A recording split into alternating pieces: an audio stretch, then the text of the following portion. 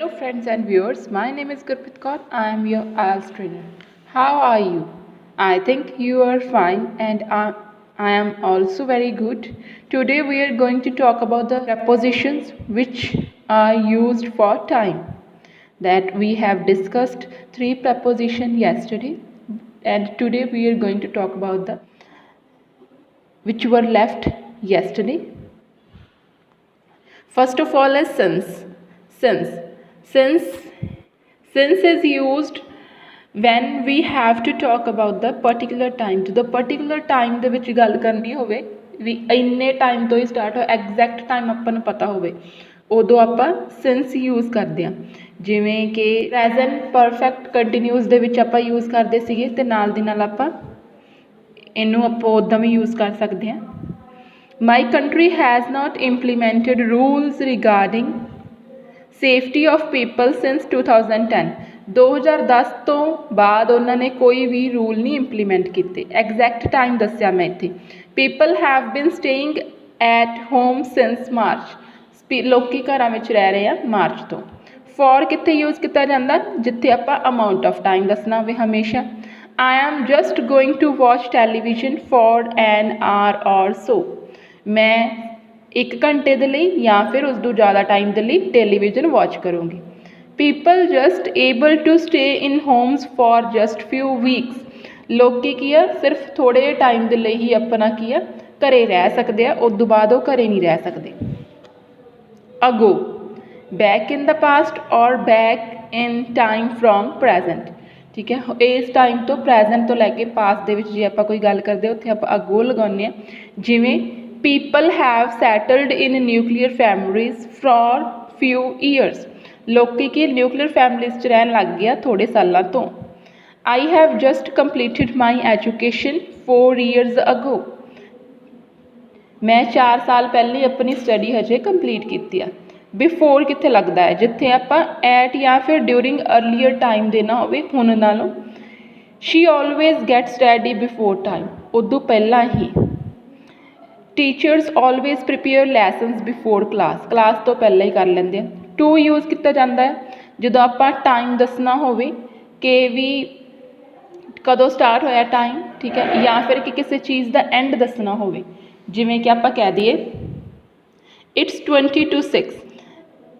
It's only 2 weeks to holidays 2 ਹੀ ਹਫ਼ਤੇ ਰਹਿ ਗਏ ਹੌਲੀਡੇਜ਼ ਹੋਣ ਦੇ ਵਿੱਚ ਪਾਸਟ ਦੇ ਵਿੱਚ ਆਪਾਂ ਗੱਲ ਕਰਨੀ ਹੋਵੇ ਟੈਲਿੰਗ ਦ ਟਾਈਮ ਪਾਸਟ ਦੇ ਵਿੱਚ ਵੀ ਆਪਾਂ ਕਹਿੰਦੇ ਹਾਂ 5 past 10 ਜਾਂ ਫਿਰ ਇਟਸ 10 past 8 ਫਰੋਮ ਯੂਜ਼ ਕੀਤੇ ਜਾਂਦੇ ਜਿੱਥੇ ਆਪਾਂ ਨੂੰ ਪਹਿਲਾਂ ਹੀ ਕੋਈ ਸਪੈਸ਼ਲ ਟਾਈਮ ਦਿੱਤਾ ਗਿਆ ਹੁੰਦਾ ਉੱਥੇ ਜਿਵੇਂ ਕਿ ਡਿਊਰੇਸ਼ਨ ਆਫ ਟਾਈਮ ਆਪਾਂ ਕਹਿ ਸਕਦੇ ਹਾਂ ਵੀ ਇੰਨੇ ਤੋਂ ਇੰਨੇ ਵਜੇ ਤੱਕ ਕੋਈ ਚੀਜ਼ ਖੁੱਲ੍ਹਦੀ ਉੱਥੇ ਆਪਾਂ ਫਰੋਮ ਲਗਾਉਂਦੇ ਹਾਂ ਜਿਵੇਂ the school is open from 9 to 3 Monday to Friday Monday ਤੋਂ Friday I am going to start my new job from 1st of next month ਅਗਲੇ ਮਹੀਨੇ ਦੀ ਪਹਿਲੀ ਤਰੀਕ ਤੋਂ ਮੈਂ ਆਪਣੀ ਜੌਬ ਸਟਾਰਟ ਕਰ ਦੇਣੀ ਹੈ ਟਿਲ ਜਾਂ ਫਿਰ ਅਨਟਿਲ ਇਹ ਅਪ ਟੂ ਕਿਸੇ ਟਾਈਮ ਤੱਕ ਜਿਵੇਂ ਆਪਾਂ ਕਹਿ ਦਈਏ ਵੀ ਵੇਟਡ ਟਿਲ ਔਰ ਅਨਟਿਲ 6 o'clock ਫॉर आवर ਫਰੈਂਡਸ ਠੀਕ ਹੈ ਸਾਡੇ ਫਰੈਂਡਸ ਨੇ ਆਉਣਾ ਸੀ 6 ਵਜੇ ਤੱਕ ਵੇਟ ਕੀਤੀ ਉਹਨਾਂ ਦੀ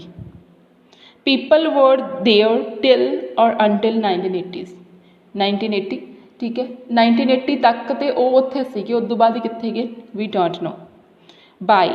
ਬਾਈ ਯੂਜ਼ ਕੀਤਾ ਜਾਂਦਾ ਹੈ ਜਿੱਥੇ ਆਪਾਂ ਇਹ ਦੱਸਣਾ ਹੋਵੇ ਐਗਜ਼ੈਕਟ ਟਾਈਮ ਵੀ ਇੰਨੇ ਟਾਈਮ ਤੱਕ ਇਹ ਕੰਮ ਹੋ ਹੀ ਜਾਊਗਾ ਜਿਵੇਂ ਆਪਾਂ ਕਿਸੇ ਦੀ ਡੈਡਲਾਈਨ ਦੇ ਦਿੰਦੇ ਹਾਂ ਵੀ ਇਸ ਦਿਨ ਤੱਕ ਇਹ ਕੰਮ ਹੋਣਾ ਚਾਹੀਦਾ ਉਦੋਂ ਪਹਿਲਾਂ ਹੋ ਸਕਦਾ ਵਧੀਆ ਬਟ ਇਸ ਦਿਨ ਤੱਕ ਹੋਣਾ ਚਾਹੀਦਾ ਜਿਵੇਂ ਕਹਿ ਦਈਏ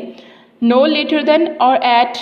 ਔਰ ਬਿਫੋਰ ਉਦੋਂ ਪਹਿਲਾਂ she had promised me to call by 4 o'clock ਉਹਨੇ ਮੈਨੂੰ ਪ੍ਰੋਮਿਸ ਕੀਤਾ ਕਿ ਉਹ ਮੈਨੂੰ 4 ਵਜੇ ਤੱਕ ਕਾਲ ਕਰ ਲੂਗੀ my mother will come back home by tomorrow ਕੱਲ੍ਹ ਤੱਕ ਉਹ ਕੀ ਘਰ ਵਾਪਸ ਆ ਜਾਣਗੇ ਫਿਰ ਉਸ ਤੋਂ ਬਾਅਦ ਆਫਟਰ ਯੂਜ਼ ਕੀਤਾ ਜਾਂਦਾ ਜਿੱਥੇ ਆਪਾਂ ਕਿਸੇ ਟਾਈਮ ਤੋਂ ਬਾਅਦ ਆਪਾਂ ਕੋਈ ਗੱਲ ਕਰਨੀ ਹੋਊਗੀ ਜਿਵੇਂ ਵੀ ਹੁਣ ਤੋਂ ਕੋਈ ਟਾਈਮ ਸਪੈਸੀਫਿਕ ਆਪਾਂ ਟਾਈਮ ਦਊਂਗੇ ਉਸ ਤੋਂ ਬਾਅਦ ਕੋਈ ਚੀਜ਼ ਹੋਊਗੀ ਉਹਦੇ ਵੇਲੇ ਆਫਟਰ ਯੂਜ਼ ਕੀਤਾ ਜਾਂਦਾ ਇਹ ਬਿਲਕੁਲ ਬਿਫੋਰ ਦਾ ਓਪੋਜ਼ਿਟ ਹੁੰਦਾ ਹੈ ਜਿਵੇਂ ਕਹਿ ਦੇਵਾਂ ਮੈਂ I want to leave after 2 days ਮੈਂ 2 ਦਿਨਾਂ ਬਾਅਦ ਚਲੇ ਜਾਣਾ ਆ after completing shopping people go back to home complete ਕਰਕੇ ਸ਼ਾਪਿੰਗ ਉਸ ਤੋਂ ਬਾਅਦ ਆਪਣੇ ਘਰਾਂ 'ਚ ਚਲੇ ਜਾਣਗੇ। ਡਿਊਰਿੰਗ ਹੁੰਦਾ ਪੀਰੀਅਡ ਆਫ ਟਾਈਮ ਦੇ ਲਈ, ਇੰਨੇ ਟਾਈਮ ਤੋਂ ਇੰਨੇ ਟਾਈਮ ਦੇ ਲਈ ਜਿਹੜੇ 'ਚ ਆਪਾਂ ਗੱਲ ਕਰਦੇ ਹਾਂ। Period of time through out the course ਔਰ ਡਿਊਰੇਸ਼ਨ ਆਫ ਐਨੀ ਇਵੈਂਟ ਔਰ ਐਕਸ਼ਨ, ਕੋਈ ਵੀ ਐਕਸ਼ਨ ਹੋ ਰਿਹਾ, ਕੋਈ ਵੀ ਇਵੈਂਟ ਹੋ ਰਿਹਾ। ਜਿਵੇਂ ਆਪਾਂ ਫਰੋਮ ਯੂਜ਼ ਕੀਤਾ ਸੀ ਉੱਥੇ ਡਿਊਰਿੰਗ ਵੀ ਯੂਜ਼ ਕਰ ਸਕਦੇ। I was sleeping during travelling from my car, ਜਦੋਂ ਮੈਂ ਆਪਣੇ ਕਾਰ ਤੋਂ ਟਰੈਵਲ ਕਰ ਰਿਹਾ ਸੀ ਮੈਂ ਉਦੋਂ ਸੁੱਤਾ ਪਿਆ ਸੀ।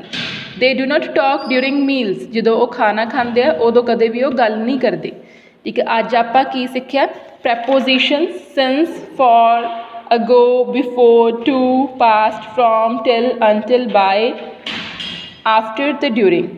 ਇਹ ਸਾਰੀਆਂ ਆਪਾਂ ਸਿੱਖੀਆਂ ਵੀ ਕਿੱਥੇ ਕਿੱਥੇ ਯੂਜ਼ ਕੀਤੀਆਂ ਜਾਂਦੀਆਂ ਆ। ਅਤੇ ਸਿੰਸ ਯੂਜ਼ ਕੀਤੀ ਜਾਂਦੀ ਹੈ ਜਿੱਥੇ ਸਟਾਰਟਿੰਗ ਆਫ ਟਾਈਮ ਦਿੱਤਾ ਹੋਵੇ, ਫॉर ਯੂਜ਼ ਕੀਤਾ ਜਾਂਦਾ ਜਿੱਥੇ ਡਿਊਰੇਸ਼ਨ ਆਫ ਟਾਈਮ ਦਿੱਤਾ ਹੋਵੇ, amount of time, ago use ਕੀਤੀ ਜਾਂਦੀ ਹੈ ਜਿੱਥੇ ਪਾਸਟ ਦੇ ਵਿੱਚ ਕੋਈ ਟਾਈਮ ਤੋਂ ਸਿੱਧਾ ਆਪਾਂ ਕਹਿੰਦੇ ਹਾਂ, ਬਿਫੋਰ ਯੂਜ਼ ਕੀਤਾ ਜਾਂਦਾ ਕਿਸੇ ਸਪੈਸੀਫਿਕ ਟਾਈਮ ਤੋਂ ਪਹਿਲਾਂ, ਟੂ ਯੂਜ਼ ਕੀਤਾ ਜਾਂਦਾ ਟਾਈਮ ਨੂੰ ਦੱਸਣ ਦੇ ਲਈ ਜਾਂ ਫਿਰ ਕੀ ਆ ਕੋਈ ਚੀਜ਼ ਕਦੋਂ ਸਟਾਰਟ ਹੋਈ ਸੀਗੀ, ਕੋਈ ਐਂਡ ਦੱਸਣ ਦੇ ਲਈ ਕਿਸੇ ਵੀ ਚੀਜ਼ ਦਾ। ਪਾਸਟ ਯੂਜ਼ ਕੀਤਾ ਜਾਂਦਾ, ਇਹ ਵੀ ਟਾਈਮ ਨੂੰ ਦੱਸਣ ਦੇ ਲਈ ਯੂਜ਼ ਕੀਤਾ ਜਾਂਦਾ ਹੈ। ਫਰੋਮ ਵੀ ਜਦੋਂ ਕੋਈ ਚੀਜ਼ ਸਟਾਰਟ ਹੁੰਦੀ ਆ ਉਹਦੇ ਲਈ ਯੂਜ਼ ਕੀਤਾ ਜਾਂਦਾ ਹੈ। ਟਿਲ ਅਤੇ ਅਨਟਿਲ ਹੈ ਜਦੋਂ ਆਪਾਂ ਕੋਈ ਸਪੈਸੀਫਿਕ ਟਾਈਮ ਦੱਸਣਾ ਹੋਵੇ ਇੰਨੇ ਵਜੇ ਤੱਕ। ਬਾਏ ਯੂਜ਼ ਕੀਤਾ ਜਾਂਦਾ ਹੈ ਵੀ ਕੋਈ ਜਿਹੜੀ ਚੀਜ਼ ਆਪਾਂ ਨੂੰ ਡੈਡਲਾਈਨ ਮਿਲੀ ਹੋਈ ਕਿਸੇ ਚੀਜ਼ ਦੀ ਉਦੋਂ ਤੱਕ ਆਪਾਂ ਨੇ ਕੰਪਲੀਟ ਕਰਨੀ ਆ। ਆਫਟਰ ਯੂਜ਼ ਕੀਤਾ ਜਾਂਦਾ, ਇਹ ਬਿਫੋਰ ਦਾ ਬਿਲਕੁਲ ਉਲਟਾ ਹੁੰਦਾ ਵੀ ਉਹ ਇੱਧਰ ਆਪਾਂ ਕਹਿੰਦੇ ਬਿਫੋਰ ਇੰਨੇ ਟਾਈਮ, ਉੱਥੇ ਆਪਾਂ ਕਹਿੰਦੇ ਆਫਟਰ ਦਿਸ। ਅਤੇ ਡਿਊਰਿੰਗ ਹੁੰਦਾ ਹੈ ਕਿਸੇ ਚੀਜ਼ ਦੇ ਕਿਸੇ ਕੰਮ ਦੇ ਦੌਰਾਨ। ਜੇ ਤੁਹਾਨੂੰ ਮੇਰੀ ਵੀਡੀਓ ਵਧੀਆ ਲੱਗੀ ਆ ਤਾਂ ਇਹਨੂੰ ਲਾਈਕ ਕਰ ਦਿਓ ਅਤੇ ਮੇਰੇ ਚੈਨਲ ਨੂੰ ਸਬਸਕ੍ਰਾਈਬ ਕਰ ਦਿਓ ਜਿਹਨੇ ਅਜੇ ਤੱਕ ਨਹੀਂ ਕੀਤਾ, ਅਤੇ ਨਾਲ ਦੇ ਨਾਲ ਬੈਲ ਆਈਕਨ ਨੂੰ ਪ੍ਰੈਸ ਕਰ ਲਿਓ ਤਾਂ ਕਿ ਮੈਂ ਜਦੋਂ ਵੀ ਕੋਈ ਨਵੀਂ ਵੀਡੀਓ ਅਪਲੋਡ ਕਰਾਂ ਤੁਹਾਨੂੰ ਨੋਟੀਫਿਕੇਸ਼ਨ ਮਿਲ ਜੇ। Thanks for giving me your precious time and have a nice day guys.